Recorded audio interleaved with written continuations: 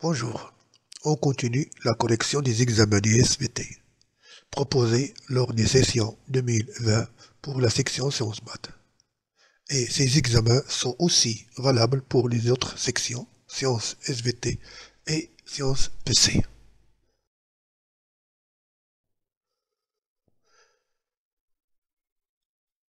Et on commence par la collection de la session normale 2020. Donc voilà le sujet. Bien sûr, il y a deux exercices, l'un concernant les lois statistiques et l'autre concernant la génétique humaine. Et on commence par le premier exercice. Pour étudier le mode de transmission de deux caractères chez le chat, la couleur des poils et la présence ou l'absence de la queue, on propose les données suivantes. Donc voilà donc bien sûr pour les couleurs, il y a orange, noir, blanc, etc. Et bien sûr la présence ou l'absence de la queue. La couleur des poils est sous le contrôle d'un gène O qui a deux allèles, O+, et O-. L'allèle O+ détermine le phénotype roux, noté O+, et l'allèle O- détermine le phénotype noir, O-.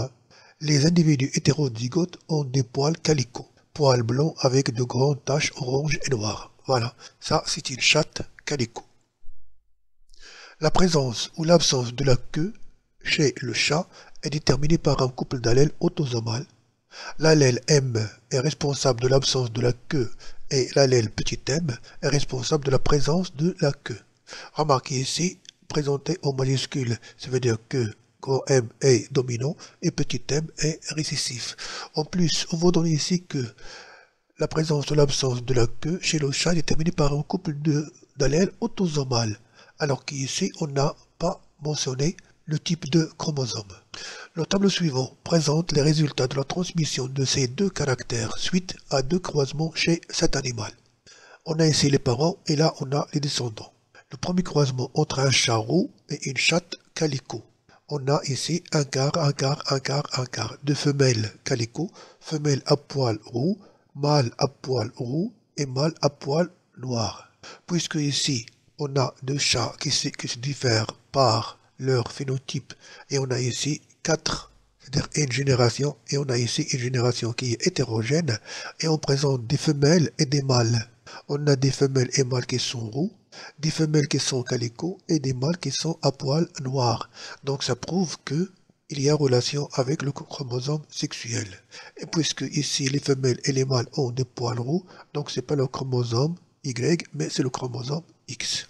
Donc le premier gène, c'est le responsable de la couleur des poils, est lié au chromosome sexuel X. Pour le deuxième croisement entre des chats sans queue, on a ici 2/3 de chats sans queue et 1/3 de chats avec queue. Puisque la génération obtenue est hétérogène, ça prouve que les parents ne sont pas purs. C'est-à-dire ça ne vérifie pas la première loi de Mendel et prouve que ces parents sont hétérozygotes. Et puisqu'ils sont sans queue et ils portent bien sûr l'allèle responsable de la présence de la queue, donc les sans queue sont dominants et les chats avec queue, c'est-à-dire l'allèle responsable de la présence de la queue, est récessif. Mais la présence de la proportion 2/3, 1/3 indique qu'il y a un gène létal. C'est-à-dire les chats sans queue, c'est-à-dire les chats grand M, ne sont pas viables. On a seulement les chats sans queue qui sont hétérozygotes, alors que les chats avec queue, ils sont bien sûr petit m. On vous demande ici de déterminer le mode de transmission des deux caractères, couleur des poils et la présence ou l'absence de la queue en justifiant votre réponse. Bien sûr, vous avez ici les symboles à utiliser. Donc, du premier croisement. Réponse 1, détermination des modes de transmission des caractères étudiés. Le premier croisement, l'apparition d'un nouveau phénotype calico dans la génération F1 qui est bien sûr hétérozygote montre qu'il y a une codominance entre l'allèle responsable de la couleur roux O+, et l'allèle responsable de la couleur noire O-. Donc le roux et le noir sont codominants et lorsqu'ils sont présents tous les deux, ils donnent bien sûr le phénotype calico. Les phénotypes sont différents entre les mâles et les femelles, donc l'hérédité étudiée est liée au sexe. L'allèle responsable de la couleur des poils est porté par le chromosome sexuel X. Du deuxième croisement, la descendance F1 est constituée de 2 tiers d'individus sans queue et 1 tiers d'individus avec queue. Donc il s'agit d'un gène létal.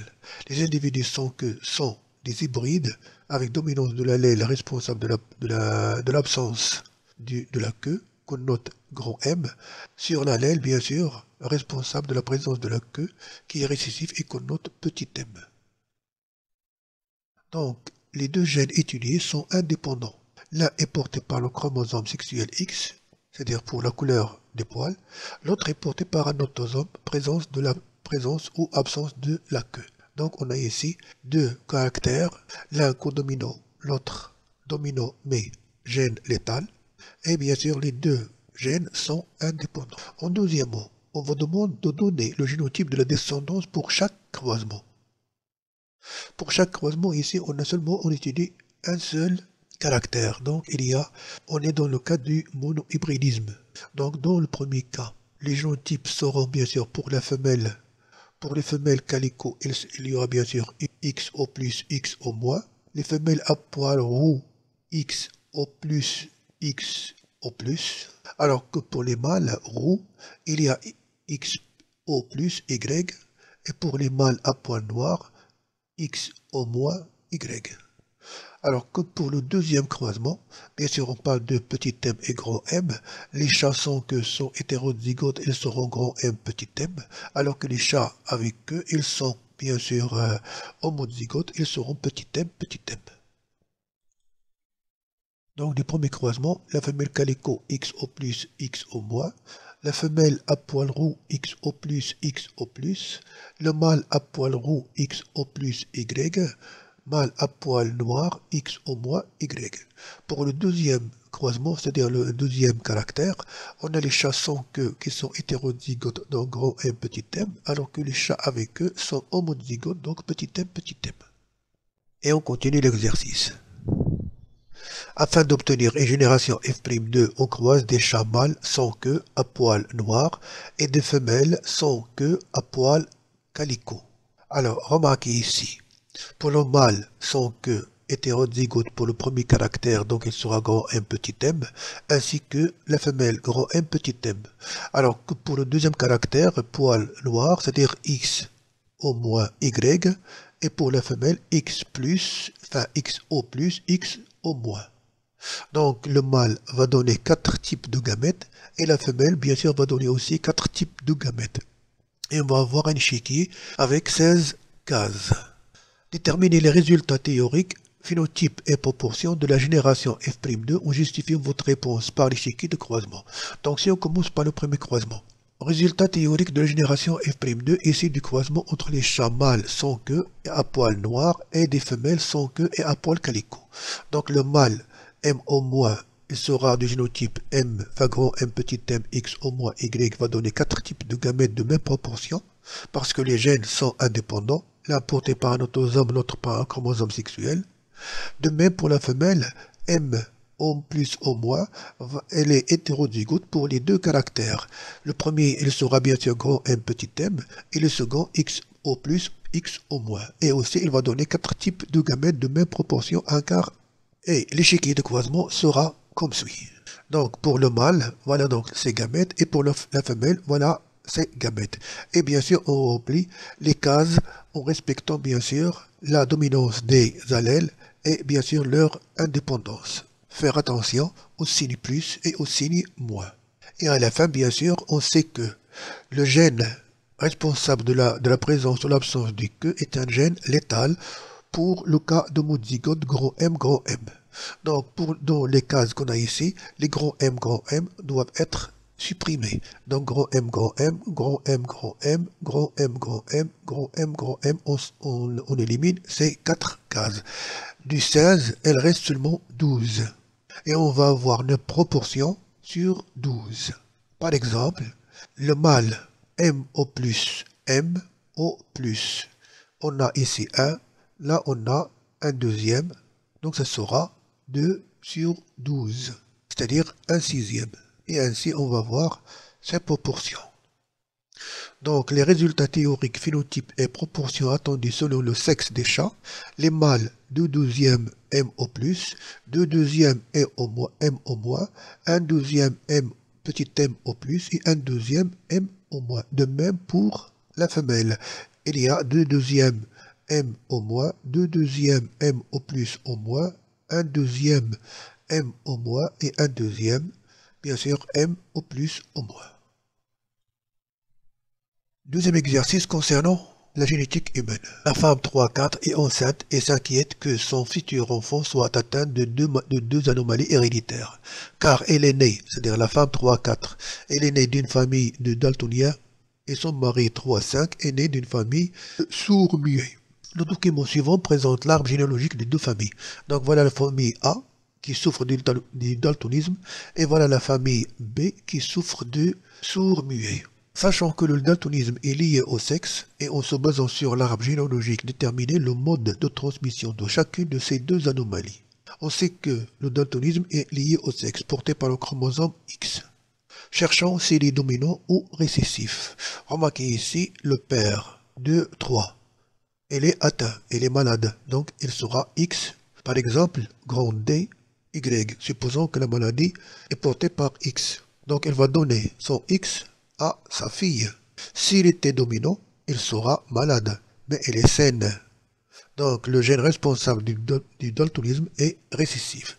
Pour le sourd-muet, puisque la fille de 5 qu'on a ici, elle est malade, est issue de deux parents qui sont sains.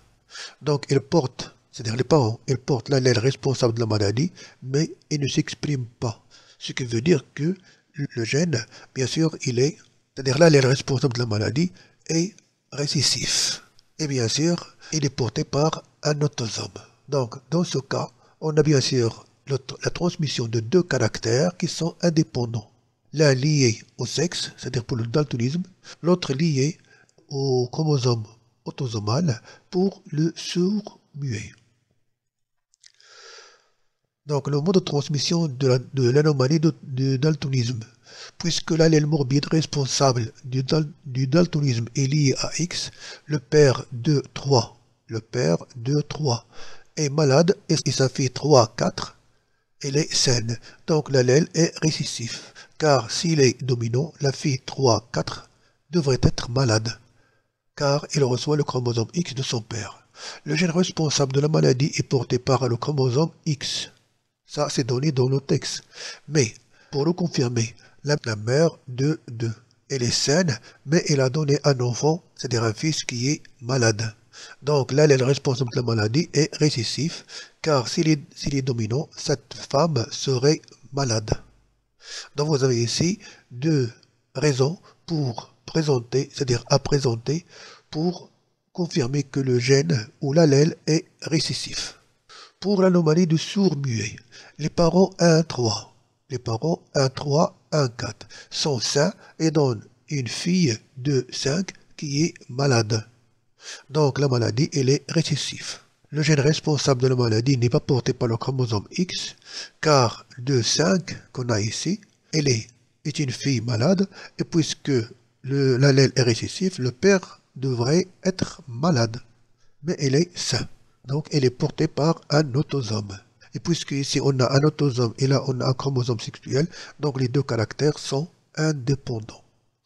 Donnez les génotypes de 3, 4 et 3, 5 en prenant en considération les deux gènes. Donc les deux gènes sont indépendants. Donc la présentation des génotypes c'est très facile à faire. Donc 3, 4, puisqu'il est né à partir d'un père qui est malade qui va lui donner son X et d'une mère qui est saine qui va donner son X, donc il sera X grand D, X petit d, et bien sûr, saine de l'autre maladie, il sera donc X petit s, X petit s. Il sera grand S. Donc la femme 3, 4, il sera X grand D, X petit d, et S, grand S. Alors que son mari, pour le daltonisme, il est sain, donc il sera X grand D, Y. Et pour la maladie du sourd-muet, Sa mère, elle est atteinte, donc elle va lui transmettre un allèle. Elle est hétérozygote, il sera grand S, petit s. Donc, puisque l'un des gènes est lié au chromosome X et l'autre gène non, donc les deux gènes sont indépendants. Aussi, les génotypes des individus demandés sont: pour le 3-4, la femme saine des deux maladies, X grand D, X petit d grand S, l'individu 3-5, homme sain des deux maladies, mais il est porteur bien sûr, X grand D, Y, grand S, petit s.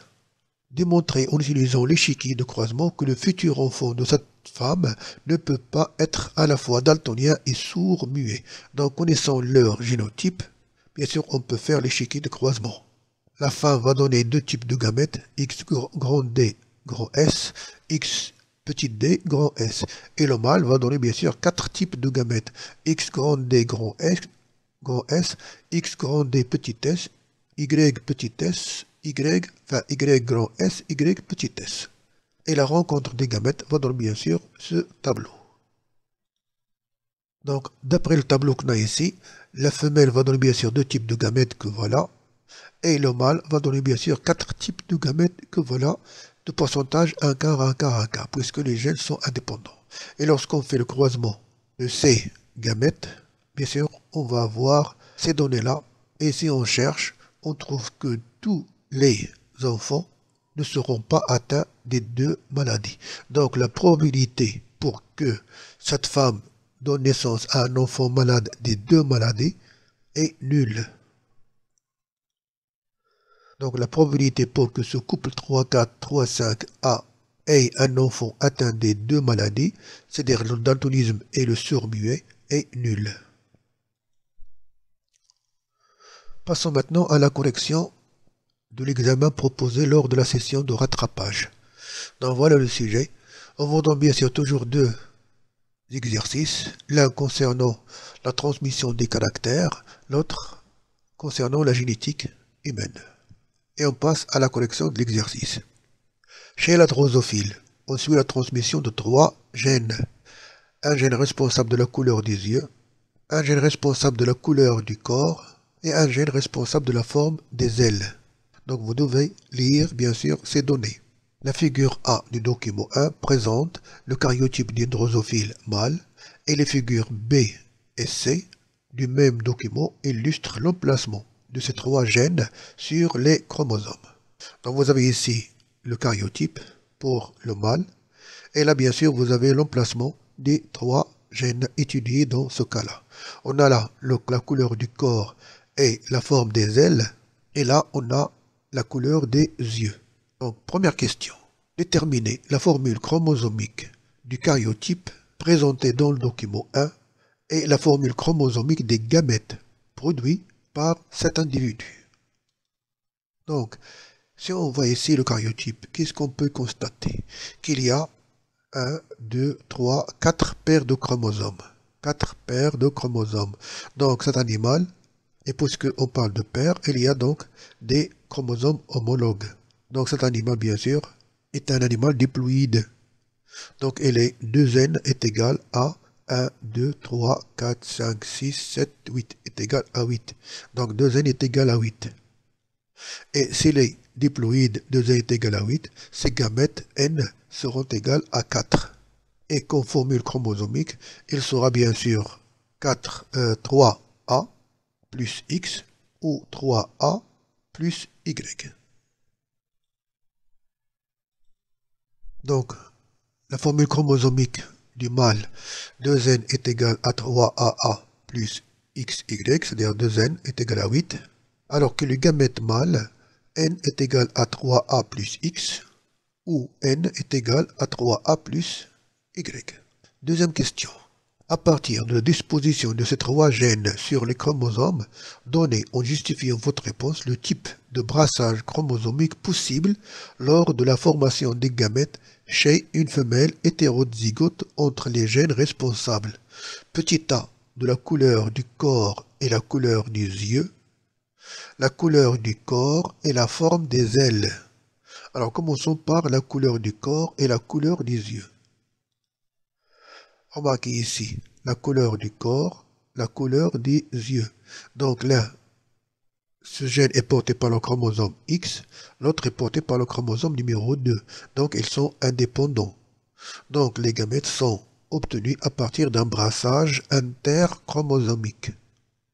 Alors que pour les corps gris, c'est-à-dire la couleur du corps et la forme des ailes, elles sont portées par le même chromosome X, donc le type de brassage est le brassage intrachromosomique, bien sûr en présence du phénomène crossing over. Donc voilà comme réponse le type de croisement qui se produit lors de la formation des gamètes. Petit a entre les gènes responsables de la couleur du corps et des yeux de la drosophile et le brassage interchromosomique, car les deux gènes sont portés par des chromosomes différents, l'un le chromosome 2, l'autre chromosome X. Entre les gènes responsables de la couleur du corps et la forme des ailes de la drosophile et le brassage intrachromosomique, car les deux gènes sont portés par le même chromosome X. Troisième question. En se basant sur un échiquier de croisement déterminé pour les caractères couleur des yeux et couleur du corps, les pourcentages des phénotypes attendus lors d'un croisement test entre une femelle double hétérozygote et un mâle double récessif. Pour la femelle double hétérozygote, puisque ici on parle des deux gènes qui sont indépendants, bien sûr elle va donner 4 types de gamètes de même proportion. Alors que ici le mâle, qui est un double récessif, bien sûr, va donner seulement 2 types de gamètes. L'un porteur de X, l'autre porteur de Y. Et on va avoir l'échiquier suivant. Donc les parents femelles et mâles BW+, donc la couleur du corps, donc BW+, G+, double récessif BW+J. Celle-ci, bien sûr, hétérozygote pour le premier et le deuxième va donner 4 types de gamètes de même proportion puisque les gènes sont indépendants. Et le mâle, bien sûr, va donner seulement 2 types de gamètes parce qu'il est hétérogamétique. Donc, il va avoir un gamète avec un X et un gamète avec un Y. Et ainsi, on va avoir cet échiquier. Donc, vous devez faire très attention en plaçant les gamètes ainsi que les œufs qu'on obtient, déterminer leur phénotype et ainsi déterminer leur proportion. Là, puisque ici on a un quart et là on a un demi, donc la proportion sera un huitième. Et faire attention bien sûr au sexe. XX pour les femelles et XY pour les mâles. Donc là on a des femelles et là on a des mâles. Et comme proportion, voilà ce qu'on peut avoir. Un quart BWG+, un quart BW plus J, un quart BWG+, et un quart BWJ pour les mâles et les femelles. Pour vérifier le mode de transmission des 2 caractères, la couleur du corps et la forme des ailes, on a réalisé le croisement entre une femelle hétérozygote à corps gris et aile normale et un mâle à corps gris et aile normale. On a obtenu la génération F2, les résultats expérimentaux présentés dans le document numéro 2. Voilà donc les résultats obtenus. À partir des résultats expérimentaux du document 2, montrer, petit a, montrer que les 2 gènes responsables de la couleur du corps et de la forme des ailes sont liés et portés par le chromosome sexuel X. Bien sûr, dans le document, on a déjà dit qu'ils sont portés par le même chromosome X.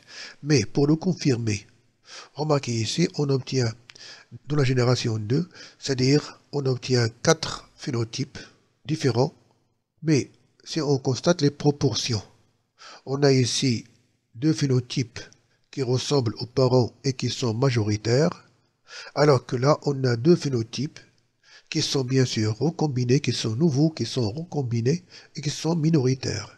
Donc, puisque les parentaux dominent les recombinés, donc on confirme que les gènes sont liés, c'est-à-dire portés par le même chromosome.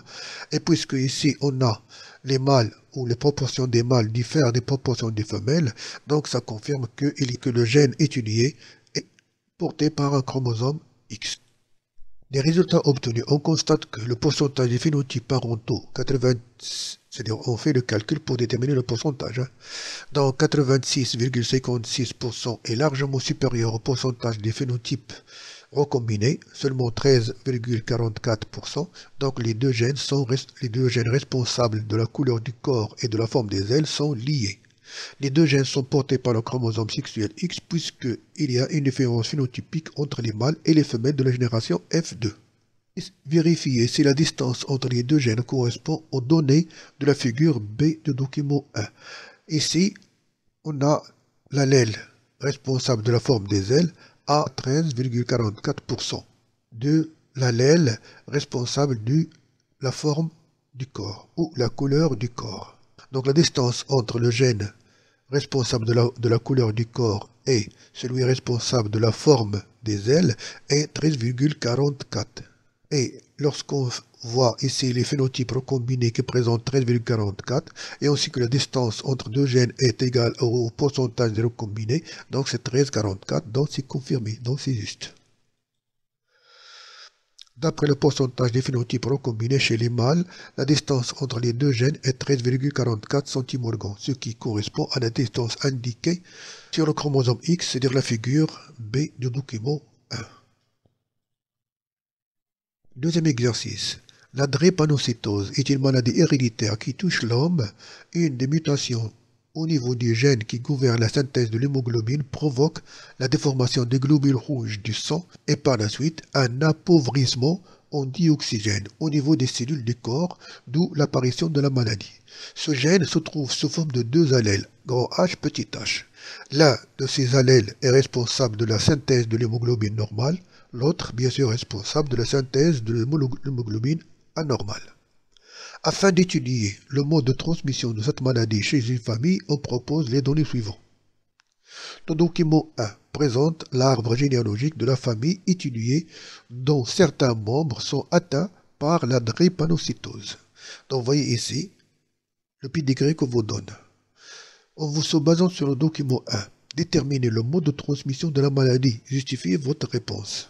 Remarquez ici les parents 1, 1, 1, 2 sont sains et donnent naissance à des enfants malades. Le 2, 3 et le 2, 8. Ils sont malades, issus de deux parents qui sont sains. Ce qui veut dire que l'allèle morbide se trouve bien sûr chez les parents, mais elle n'est pas exprimée. Ce qui veut dire que l'allèle responsable de la maladie est récessif.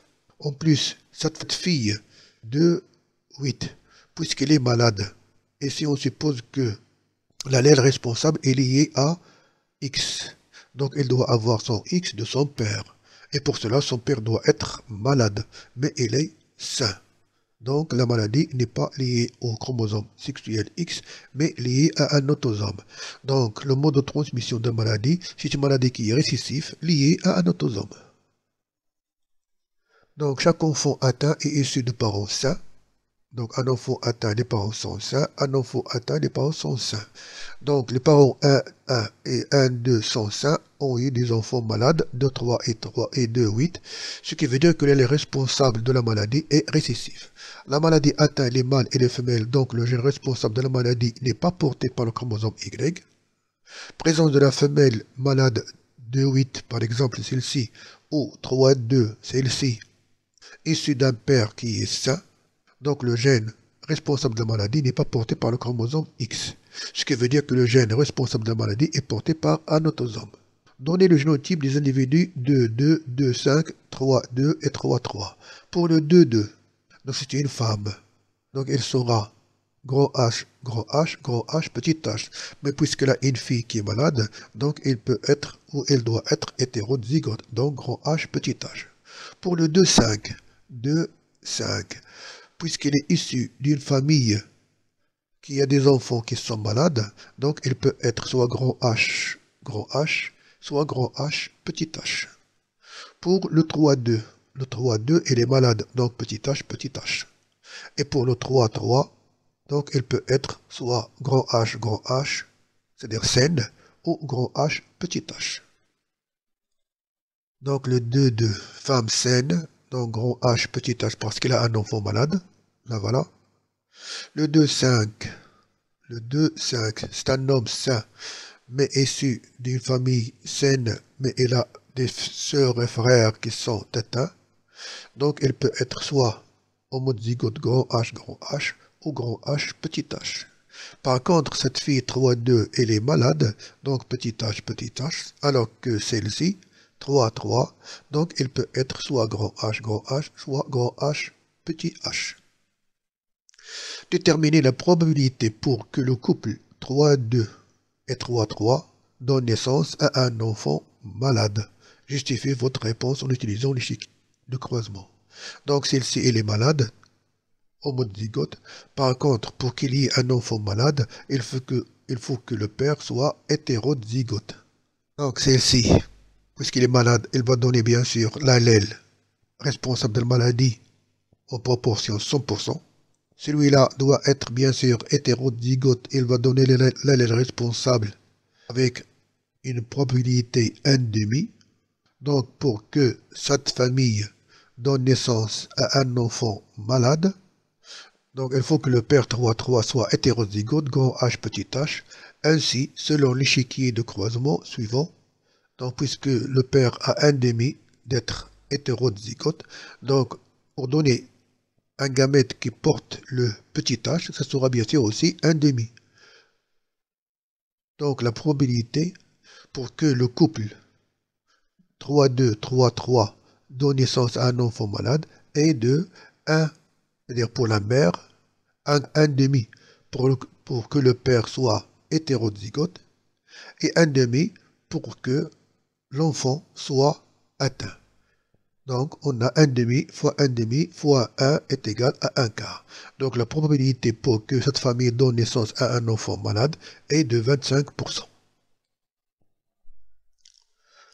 Pour déterminer les génotypes de quelques individus de cette famille, on procède à la technique d'électrophorèse, qui vise à séparer les deux types d'allèles, grand H et petit h, dans un champ électrique comme le montre la figure A du document numéro 2.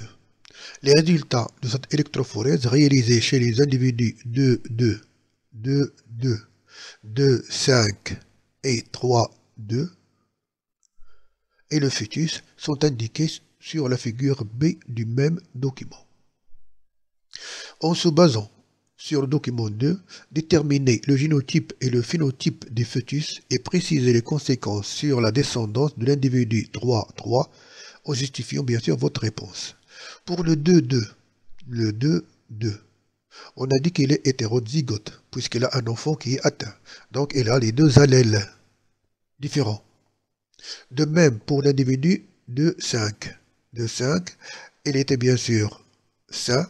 Et on a supposé qu'il peut être grand H, petit h, mais maintenant on est sûr qu'il est bien sûr hétérozygote, donc grand H, petit h. Donc son fils, le 3-3, bien sûr il doit être aussi hétérozygote. Alors que le 3-2, il est atteinte, parce qu'il présente les deux allèles morbides. Donc il est atteint, il est homozygote. Et lorsqu'on voit celui du fœtus, on voit bien sûr qu'il est comme sa mère. Il présente seulement les deux allèles morbides, donc il sera atteint. Alors dans ce cas, tout à l'heure on a trouvé que le pourcentage de la probabilité, est égal à 1 quart, parce que le père avait une proportion de 1,5 pour qu'il soit hétérozygote. Mais là, on est maintenant sûr qu'il est hétérozygote. Donc la probabilité sera 1 fois 1,5. Donc il sera bien sûr 1,5, ce qui a augmenté la probabilité pour que le fœtus soit atteint. Ceci prouve que les mariages consanguins augmentent l'apparition des maladies. Donc grâce aux résultats de cette technique, on peut avoir plus d'informations sur le génotype de cette famille. Le génotype du fœtus est petit h. Le fœtus sera donc malade et aura comme un phénotype petit h. Les résultats de l'électrophorèse montrent que le génotype du père 3-5 est hétérozygote. Voilà, il est hétérozygote. Donc ce couple a 50% de chance d'avoir un enfant malade au lieu de 25. Ce qui veut dire que les mariages consanguins augmentent le pourcentage d'apparition des maladies dans une famille. Et là, je vous laisse ici bien sûr les exercices concernant les sessions normales 2021, sciences maths, Elle présente 3 exercices. Voilà le premier, concernant les cycles chromosomiques. Le deuxième exercice concernant les lois statistiques. Et le troisième exercice concernant bien sûr la génétique humaine. Là, pour la session de rattrapage. Vous avez aussi 3 exercices. Le premier, le voilà. Le deuxième concernant les lois statistiques, le voilà. Et le troisième concernant la génétique humaine, le voilà. Donc vous pouvez bien sûr arrêter la vidéo et essayer de réaliser ces exercices pour vous entraîner aux prochains examens. Moi, je vous quitte et je vous souhaite bon courage et à la prochaine vidéo.